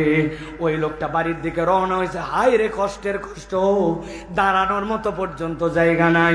যেই না বাসটা সাভার পর্যন্ত আসছে, হঠাৎ করে তার কানে গেছে আসরের আযান, সাভারের মসজিদ থেকে হচ্ছে, হাইয়া আলাস সালাহ।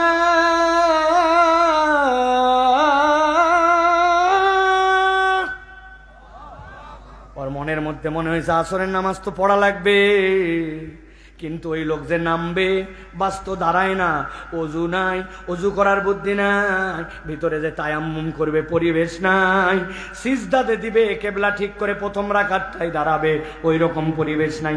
ওই লোকের ভিতরে তরপানি, হায় হায় রে কেমনে নামাজ মিস হয়ে গেল, কেমনে আসর পড়বো, কিন্তু কোনো উপায় নাই। এই তরপাইতে তরপাইতে ওর আসরের রক্ত চলে গেছে, মাগরিব চলে আসলে বুঝে থাকলে উত্তর দিবেন একসাথে, এই যে আসরটা পড়তে পারলো না এই লোক, এইটা কি সে ইচ্ছায় বাদ দিছে না অনিচ্ছায়? অনিচ্ছায়। ইচ্ছা ছিল কিন্তু উপায় বের করতে পারে নাই।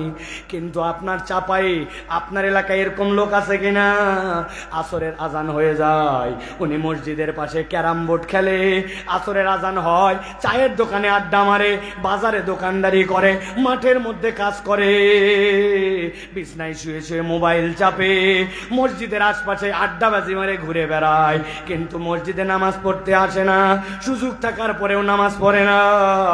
তাহলে এই লোকটা যে নামাজ পড়লো না, এই লোকটা কি নামাজ বাদ দিল অনিচ্ছায় নাকি ইচ্ছায়? জোরে বলতে হবে, অনিচ্ছায় না ইচ্ছায়? আমার আল্লাহ বলছেন, আল্লাযী আতাইনাহু আয়াতিনা ফানসালাখা মিনহা ফাআতবাহু শাইতানু ফাকানা মিনাল গাওয়িন। আল্লাহ বলছেন, ও দুনিয়ার মানুষ, যেই ব্যক্তিরা আল্লাহর আয়াত জেনে বুঝে অস্বীকার করে, এটা 1 নম্বর অপরাধ। 2 নম্বরে যারা আল্লাহর আয়াত জেনে বুঝে অপরাধ করে, আল্লাহ বলতেছেন সাথে সাথে শয়তান তার পিছে লেগে যায়। আর একবার শয়তান যার পিছে লাগে, আল্লাহ বলছেন সে নিশ্চিত পথভ্রষ্ট হয়ে যায়। কথাটা মনে হয় বুঝেন নাই। অনেক সময় আমরা বাচ্চা কাচ্চাকে বকাঝকা করে, এই বাচ্চাই শয়তানি করবি না, বাঁদরামি করবি না, খবরদার দুষ্টামি করবি না, এটা শয়তানি কাজ বলি কিনা? এটার মানে কি? ওই বাচ্চা যেই কাজ করতেছে ওইটা শয়তানি, আপনি তাকে বলতেছেন এইটা করলে শয়তানের অনুসরণ করা হবে, কিন্তু আল্লাহ এই জায়গায় ওই কথা বলেন না। আল্লাহ বলছেন যেই বেটা জেনে বুঝে আল্লাহর আয়াত থেকে মুখ ফিরায় নিল, পিঠ দেখায় দিল, হুকুম পালন করলো না, এটা তার 1 নম্বর অপরাধ। যার এই দোষ থাকবে, আল্লাহ বলছেন ফাআতবাহু, তাকে অনুসরণ করবে। আর শয়তান, শয়তান এখানে ফাইল, আল্লাহ বলছেন শয়তান তার অনুসরণ করবে। একবার যার শয়তান পিছে লেগে যাবে, আল্লাহ বলছেন ফাকানা মিনাল গাওয়িন, তার আর পথভ্রষ্ট হওয়া ছাড়া উপায় নাই। নাউজুবিল্লাহ, জোরে বলেন। তাহলে এই জায়গায় অপরাধ 2টা, কয়টা? জোরে বলতে হবে, একসাথে বলেন কয়টা? এই জায়গায় অপরাধ 2টা। আল্লাহ বলতেছেন নবী আপনি সামনে বেরোন, গভীর মনোযোগ আমার দিকে খেয়াল করেন। আল্লাহ বলছেন ওয়ালাউ শিনা লারফানাহু বিহা। এই হতভাগা মনে করলো আল্লাহর হুকুম মানলে দোকানদারি বোধহয় কম হবে, আল্লাহর হুকুম মানলে মাঠের কাজ এখনো শেষ হয় নাই, আবার উঠে যায় কেমনে আবার কাজে আসবো, কাজের বোধহয় ক্ষতি হবে। আল্লাহর হুকুম মানলে ও মনে করলো তার সমাজে বোধহয় মর্যাদা থাকবে না, আল্লাহর হুকুম মানলে মানুষ তাকে মোল্লা মুন্সি বলে টিটকারি করবে, আল্লাহর হুকুম মেনে পর্দা পুশিদা করলে মানুষ তাকে আনস্মার্ট বলবে, আল্লাহর হুকুম মেনে মুখের দাড়িটা রেখে দিলে মানুষজন বলবে মোল্লা হয়ে গেলি, হুজুর হয়ে গেলি নাকি। এরকম নানান কথা মনে করে আল্লাহর হুকুম মানে নাই। কিন্তু আল্লাহ বলছেন ওয়ালাউ শি'না লারফানাহু বিহা, যদি আমি আল্লাহ চাইতাম তার মর্যাদা আসমানে উঠায় দিতাম। কিন্তু সে তো আল্লাহর কথা শুনে নাই, আগে করছে 2টা অপরাধ, এরপরে সে আরো 2টা অপরাধে নিমজ্জিত হয়েছে। তাহলে আগে ছিল অপরাধ 2টা, পরে 2টা, একসাথে বলেন টোটাল অপরাধ কয়টা? হয় নাই। সবগুলো হাত নিচে নামান। আমি যেই না জিজ্ঞাসা করবো টোটাল অপরাধ কয়টা, একসাথে হাত তুলে দেখাতে হবে 4টা। বলেন টোটাল অপরাধ কয়টা?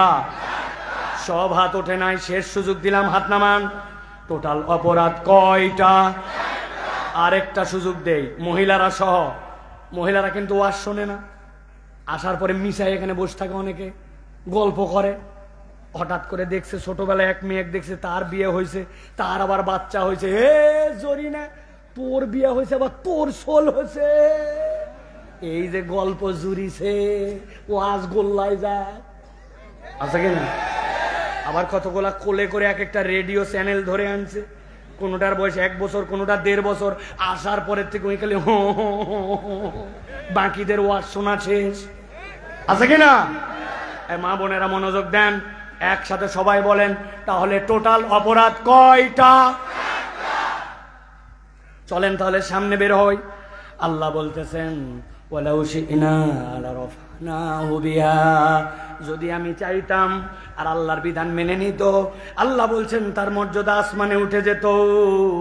ওয়ালাকিন্নাহু আখলাদা ইলাল আরদ, তার 3 নম্বর অপরাধ হচ্ছে সে নিরেট দুনিয়াদার হয়ে গেল।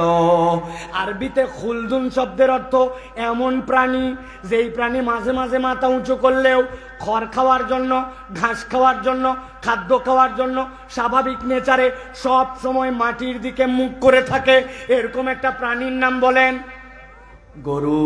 আরেকটা বলেন, আরেকটা বলেন।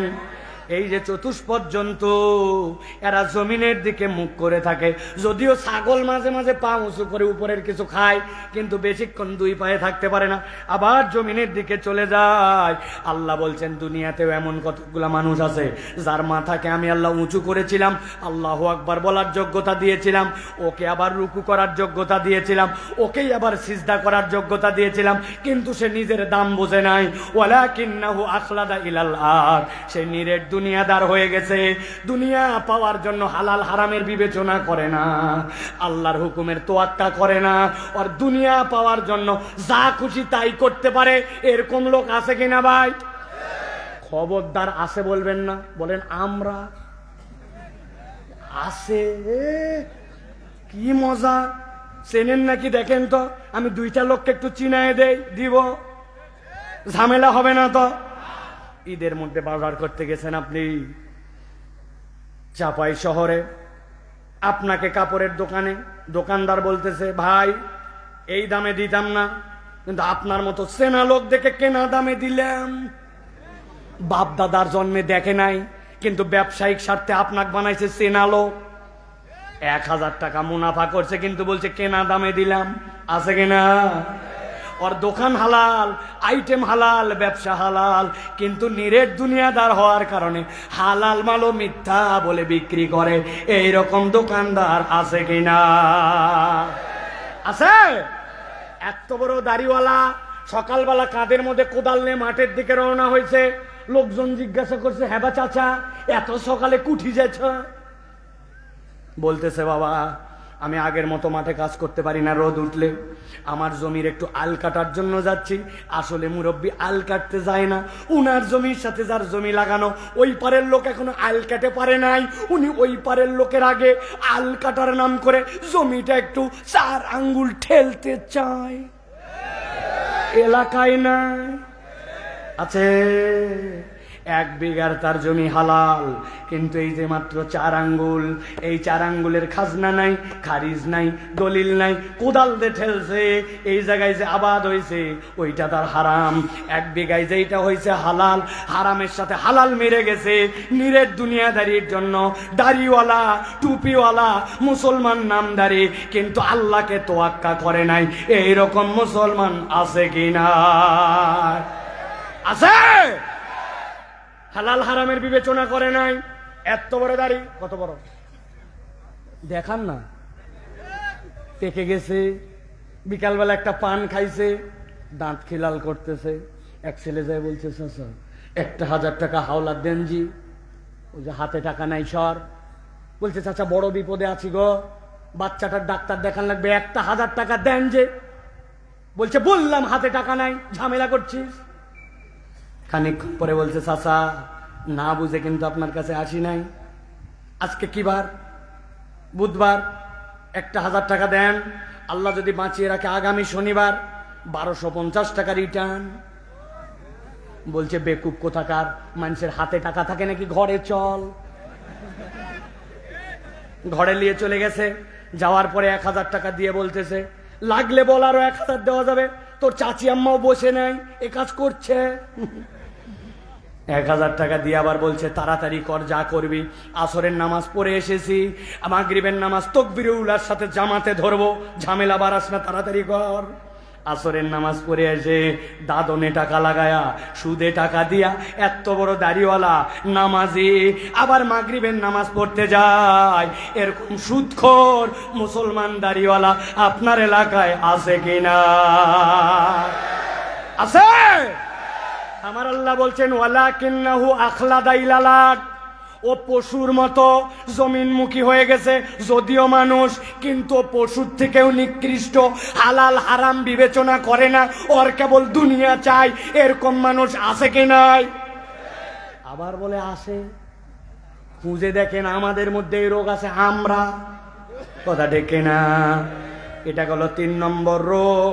আল্লাহ বলছেন, ও আমার হাবিব আপনি জানায় রাখেন, তাদের আরেকটা রোগ আছে। 4 নম্বরে কি?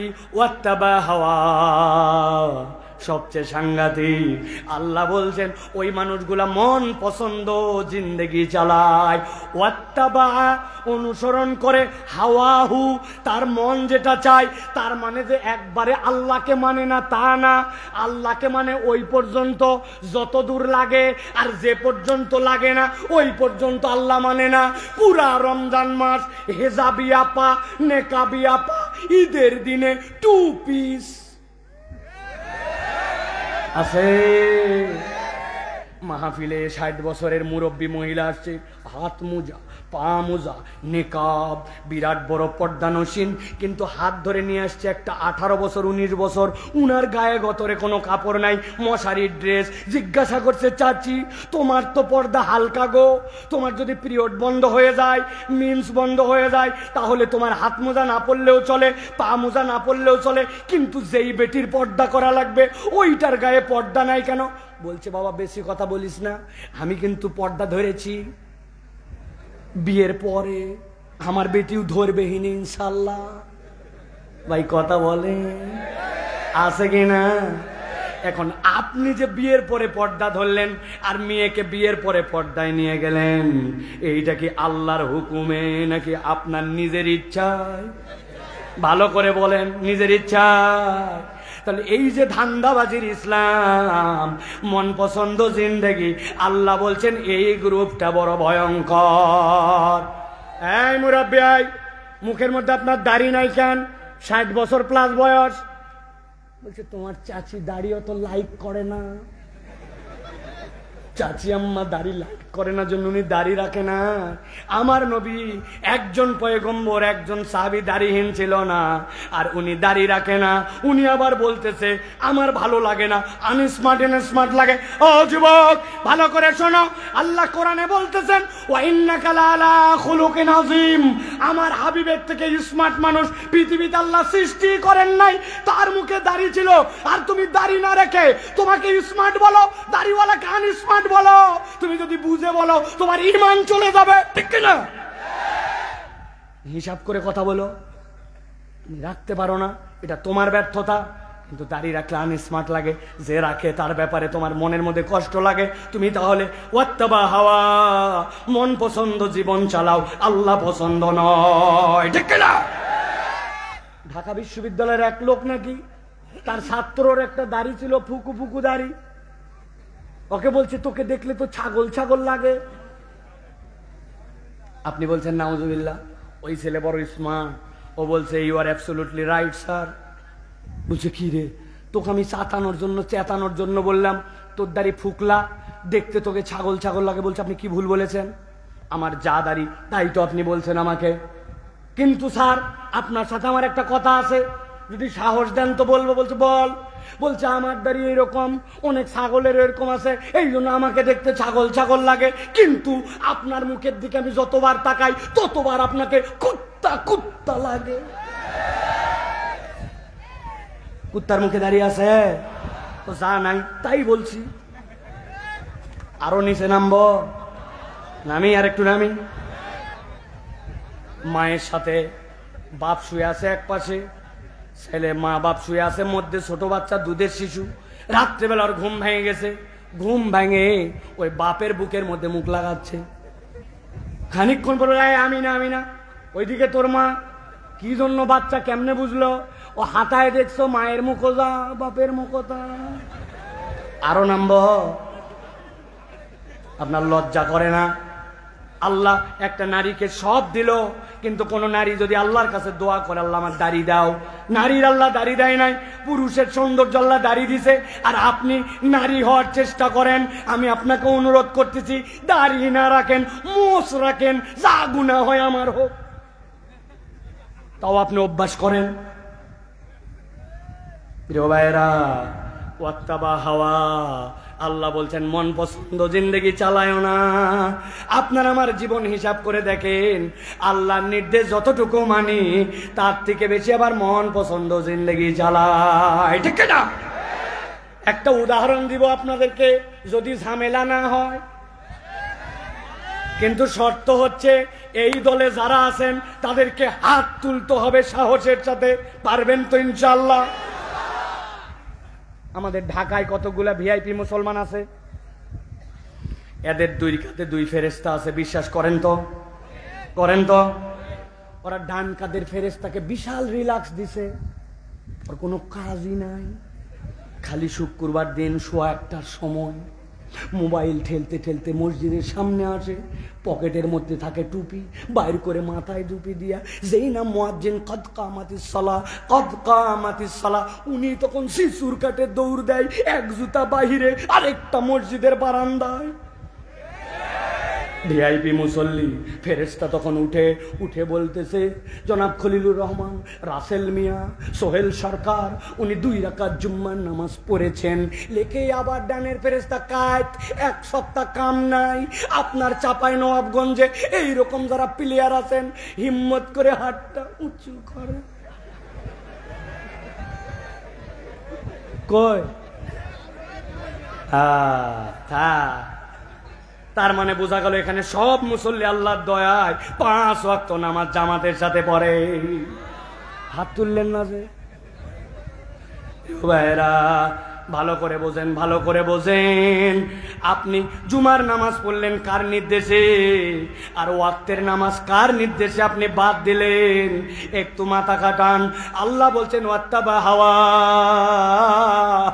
ও আমার হাবিব, আপনি কিয়ামত পর্যন্ত মানুষের কাছে জানায় রাখেন, এই দলটা হচ্ছে তাদের মন পছন্দ জিন্দেগি চালায়, আল্লাহকেও মানে ওই পর্যন্ত যতদূর তার লাগে, আর নিজের পছন্দ মতো জিন্দেগি চালায় যেখানে তার আর আল্লাহ মানার প্রয়োজন বোধ করে না, ঠিক না?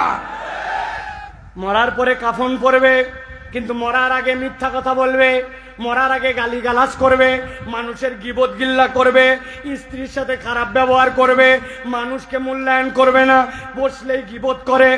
এরকম লোক আমাদের সমাজে আছে কিনা? তা আপনি কোথায় নামাজ পড়লেন আর কোথায় গীবত করলেন? 3 জন বসেছে চায়ের স্টলে। আমি তো বলি এইটা হচ্ছে বাংলাদেশের ভণ্ডামির সংসদ ভবন। ডান পাশে বসছে এক মুরব্বী, বামে একজন, চায়ের অর্ডার দিছে, চা খাওয়া চলতেছে। ডানের মুরব্বী বলছে, জানিস না আমাদের ইমাম সাহেব দেখতে ইচ্ছা খারাপের খারাপ, এই রোগটা তার আছে, এই সমস্যা তার আছে। বামের জন বলছে, তুই তো সব জানিসই না, নতুন আরেকটা বিষয় জানছি।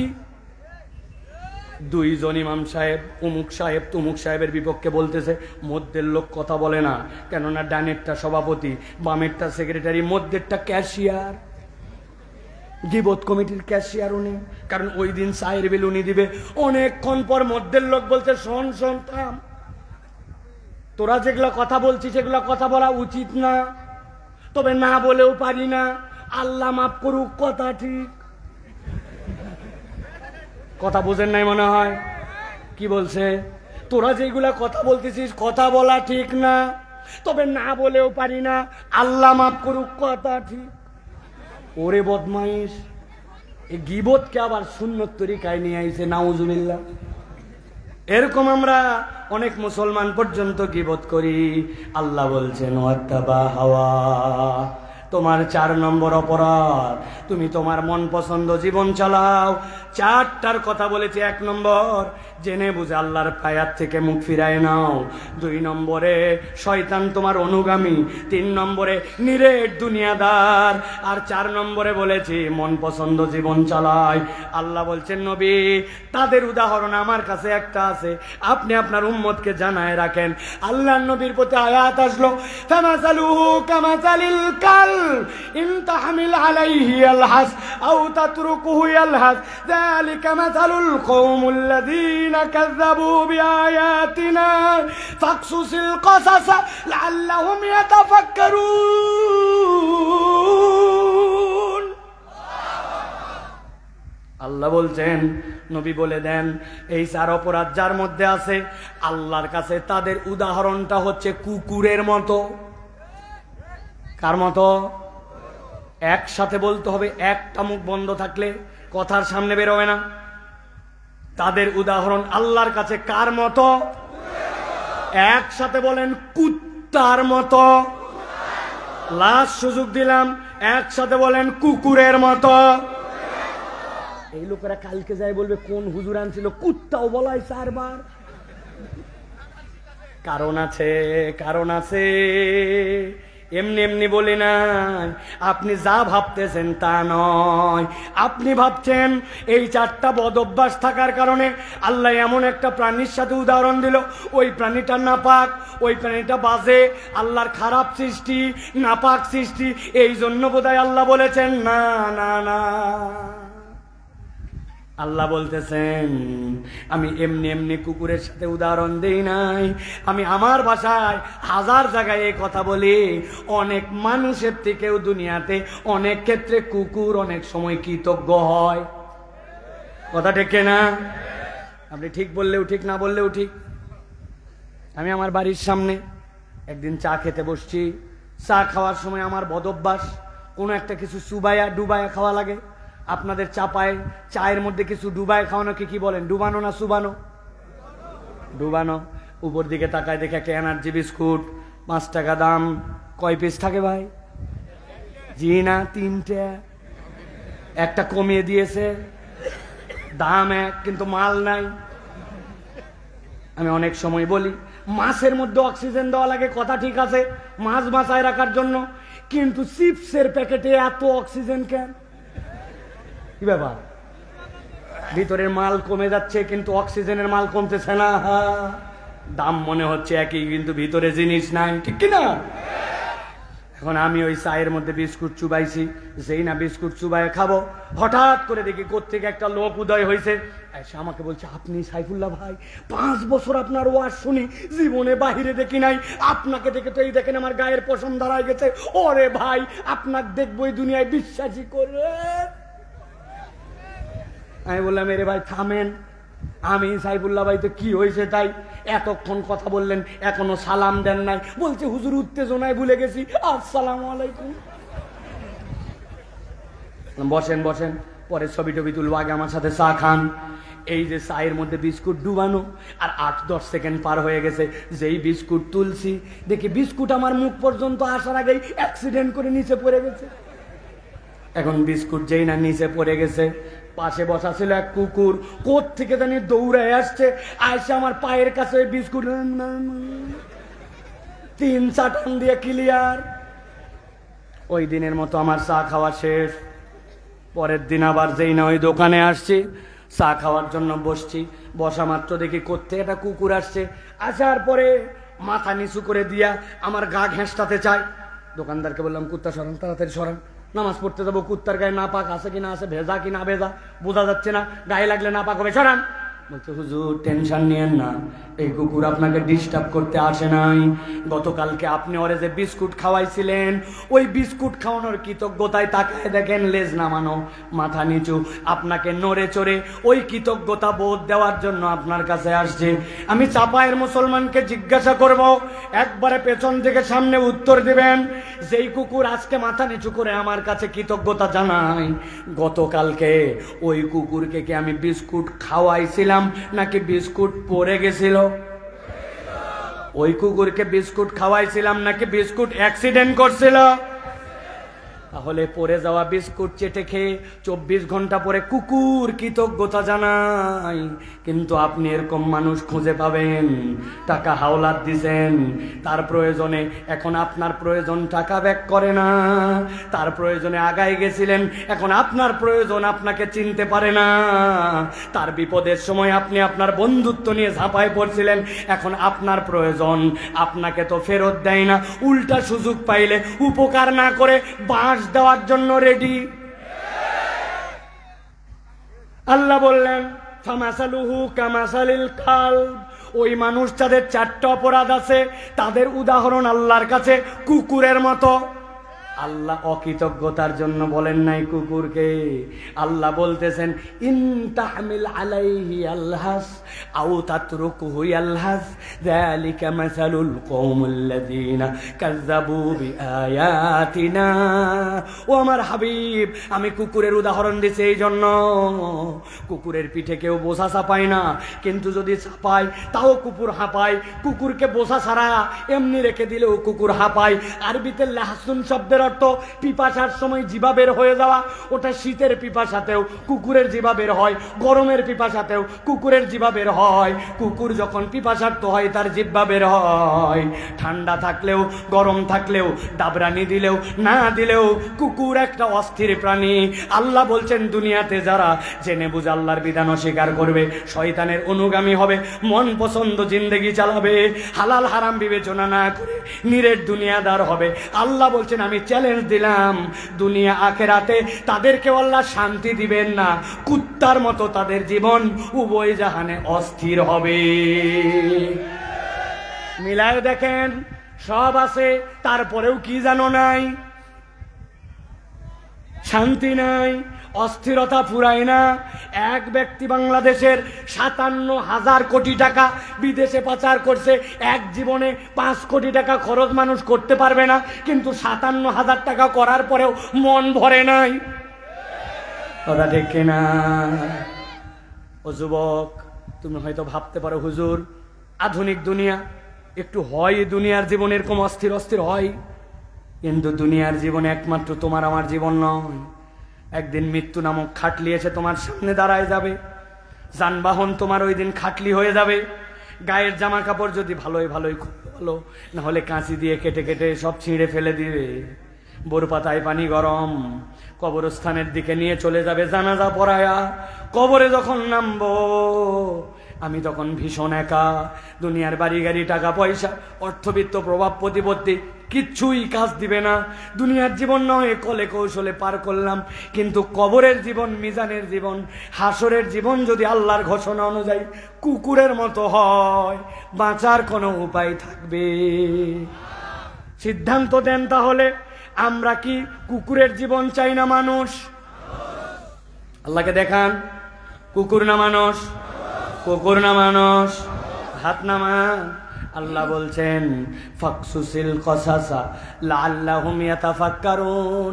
ও আমার হাবিব, কিয়ামত পর্যন্ত উম্মতের কাছে জানায় দেন, ফাকসুসিল কসাস, এই গল্পটা আপনি করে দেন, লাআল্লাহুম ইয়াতাফাক্কারুন, আশা করা যায় ওই মানুষগুলা চিন্তা ভাবনা করবে।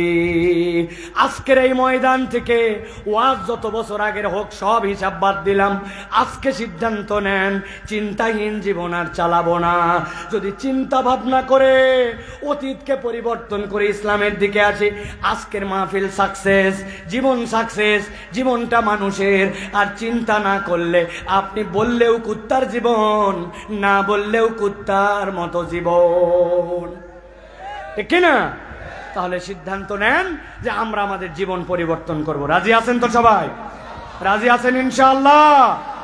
তাহলে আমরা যারা রাজি আছি তাদের কাছে শুনতে চাই, এই রাজি থাকাকে নামাজ ধরে না নামাজ বাদ দিয়া, নামাজ পড়ে না নামাজ বাদ দিয়া, মিথ্যা বলে না মিথ্যা ছেড়ে, গালিগালাজ মুখে রেখে না বাদ দিয়া, হারাম দেখে না হারাম বাদ দিয়া, মোবাইলের গান বাজনা এগুলো ডিলিট করে না রেখে, কথা বলে, বাপ মায়ের সাথে বেয়াদবি করে না বেয়াদবিহীন হয়ে আদব বলা হয়। রাজি আছেন সবাই? ডান হাতটা খালি উঁচু করবেন, বাম হাত না, ডান হাত তুলছেন সবাই? সবাই তুলছেন? টান করে আল্লাহকে দেখেন, আল্লাহ আমরা চিন্তাশীল মুসলমান হতে চাই, আজকের ওয়াজ অনুযায়ী জীবন পরিবর্তন করতে চাই। বলেন আল্লাহুম্মা আমিন। জোরে বলেন, একজনও বাদ দিয়ে না, বলেন আল্লাহুম্মা আমিন। আল্লাহ আমাদেরকে কবুল করবেন, আল্লাহুম্মা আমিন। আমি দেখেছি আলোচনার শুরুতেই আমার কোনো পরামর্শ ছাড়াই একদল লোক ভিতরে ব্যাগ নিয়ে চলে গেছে আপনাদের কাছে, কিন্তু সকলের কাছে পৌঁছাতে পারে নাই। আমি আজকের মাহফিলে আমাদের ভাইদের জন্য 60 সেকেন্ড আপনাদের কাছে চেয়ে নিলাম। এতক্ষণ বসেছিলেন, একজনও উঠতে পারবেন না, গুনে গুনে 60 সেকেন্ড যে কোনো একজন কাউন্ট ডাউন করবেন, বলা মাত্র 1 2 করে। আপনার একটু পকেটে হাত দিবেন, আগে যা দিছেন 10 20 50 30 150, এখন 10 টাকা হোক আর 5 টাকা হোক, সবাই আমরা শরীক হব ইনশাল্লাহ। পারবো না ভাই? অভাব হয়ে যাবে আমাদের 10 টাকা দিলে, 2 বার 10 টাকা দিলে অভাব হবে। যার কাছে নাই অপর ভাইয়ের কাছে বলে নেন যে দে তো ভাই 10 টাকা আমার পক্ষ থেকে, আল্লাহ বাঁচালে তোকে দিয়ে দিব, কিন্তু আমরা শরীক হয়ে যেতে চাই। আমার কাউন্টডাউন এখন থেকে শুরু হবে, একসাথে সবাই টাকাটা বের করেন। চেয়ারে যারা বসে আছেন একটু বেশি করে বের করবেন, 100 200 করে বের করবেন আপনাদের কাছে। ভয় দেখাইছি 2000 নেওয়া হবে না, কিন্তু একটু হলেও শরীক হন। অন্তত চেয়ার ভাড়া আছে, 100টা চেয়ার একদিনের জন্য নিলে 1400 টাকা লাগে, আমি ডেকোরেটরের হিসাব জানি। অতএব আপনার একটু শরীক হন। ইউটিউবার মাইকালা কেউ বাদ থাকবেন, তাড়াতাড়ি যাও, তাড়াতাড়ি যাও, সকলে শরীক হও। আল্লাহ সকলকে বারাকা দান করুক। আল্লাহ আজকে আপনাদের আশা বসাকে কবুল করুক। আমি কিন্তু 2 দিনের ওয়াজ করছি, একদিন শেষ করতে চাইছি, করি নাই, পরের দিন পর্যন্ত গেছি। তাহলে 2 দিনের বিল হবে কিনা ভাই? আপনারা একটু আমার পক্ষে থাকেন। আল্লাহ আমাদের আশা বসাকে কবুল করবেন, আল্লাহুম্মা আমিন। আজকের অনন্য আয়োজনকে আল্লাহ কবুল করবেন, আল্লাহুম্মা আমিন। আমরা মাসনুন তরিকায় দোয়া করে ইনশাল্লাহ উঠে যাব। আমি বলবো, আপনারা সকলে আমার সাথে আমিন বলবেন, একটা মুখ বন্ধ রাখবেন না। সাথে সাথে টাকা বের করে ফেলেন। দাঁড়ায় আছেন ভাই, আপনারা হাতে নিছেন টাকা ভাই? ওরা যদি নাও আসে আপনারা একটু কালেকশন করে নেন, কয়েক ভাই মিলে দিয়ে দেন। সকলে আমার সাথে দোয়া করেন, আল্লাহ আজকের আয়োজনকে কবুল করে নেন, আল্লাহ আজকে আমাদের আশা বসাকে কবুল করেন, আল্লাহ আজকে যারা দান খয়রাত করেছে তাদেরকে বহুগুণে বাড়ায় দেন, আল্লাহ প্রতিষ্ঠানকে কবুল করে নেন, কিয়ামত পর্যন্ত এই মাহফিলকে আঞ্জাম দেওয়ার ব্যবস্থা করেন। দিন প্রচারের যে সকল মিডিয়া আসছে আল্লাহ তাদেরকে কবুল করে নেন। যে সকল বেকাররা চাকরি খুঁজে আল্লাহ চাকরির ব্যবস্থা করে দাও। যারা বিবাহ করতে চায় তাদের বিবাহ উপযুক্ত পাত্র পাত্রীর ব্যবস্থা করে দাও। আল্লাহ তরুণ যুবকদের কর্মসংস্থানের ব্যবস্থা করে দাও। আমার তালেব ইলম যারা আসছে আল্লাহদের ব্রেনকে বাড়ায় দাও, আল্লাহদেরকে হাফেজে কোরআন বানায় দাও। আল্লাহ আমাদের আঞ্জামকে কবুল করে নাও, আমাদের মৃতদেরকে তুমি মাফ করে দাও। বলেন আল্লাহুম্মা আমিন। এখন আমার সাথে পড়েন, সুবহানাকাল্লাহুম্মা ওয়া বিহামদিকা আশহাদু আল্লা ইলাহা ইল্লা আনতা আস্তাগফিরুকা ওয়া আতুবু ইলাইক। আমি এখন সালাম দিব, সকলে উত্তর দিবেন আসসালামু আলাইকুম। এবার আপনারা সবাই আমাকে সালাম দেন। ওয়া আলাইকুমুস সালাম ওয়া রাহমাতুল্লাহি ওয়া বারাকাতুহু ওয়া মা আলাইনা ইল্লাল বালাগ। আজকের মতো মাহফিল এখানেই সমাপ্ত।